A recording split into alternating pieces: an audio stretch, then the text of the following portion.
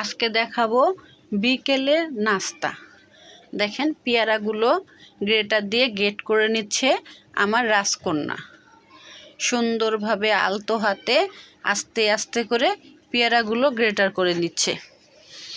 আমি আবার এই যে বাটিতে নিয়েছি তেঁতুল, তারপরে এখানে নিব শুকনো মরিচের গুঁড়ো, তারপরে এখানে নিব পরিমাণ মতো চিনি, পরিমাণ মতো লবণ, তা অল্প পানি নিয়ে আলতো হাতে এগুলোকে কষলিয়ে এখন একটা পেস্ট তৈরি করব।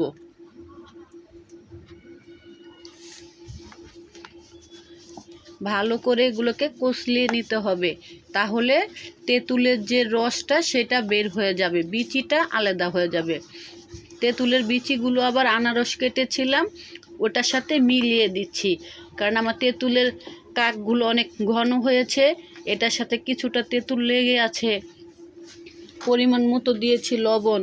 এই আনারসগুলো খেতে মিষ্টিও না টকও না, আনারসটা দেখতে এরকম সাদা সাদা। তো এখন কেটেই ফেলেছি, সেজন্য এটার সাথেও কিছুটা বিচি মিশিয়ে নিলাম, তাহলে খেতে মজা হবে, টক টক লাগবে। আর আমার চাটনির সাথে তো আমি হালকা করে চিনি মিলিয়েছি। এই যে সুন্দর করে মেখে নিয়েছি, আবার একটু খেয়ে দেখতেছি কিরকম হয়েছে। হ্যাঁ, ভালোই লাগতেছে। এখন এই যে পেয়ারাগুলো যে কুচি করে রেখেছিল ওইটার সাথে কিছুটা চাটনি মিলিয়ে নিচ্ছি। আলতো হাতে মিলাতে হবে, কারণ এটা তো এমনিতেই খুব নরম কুচি কুচি হয়ে গেছে, সেজন্য আলতো হাতে মিলিয়ে নিচ্ছি। এইটাকেও একটু আমার রাজকন্যার মুখে দিয়েছিলাম, দেখো কিরকম হয়েছে। রাজকন্যা বলল আর একটু চাটনি মিলাও।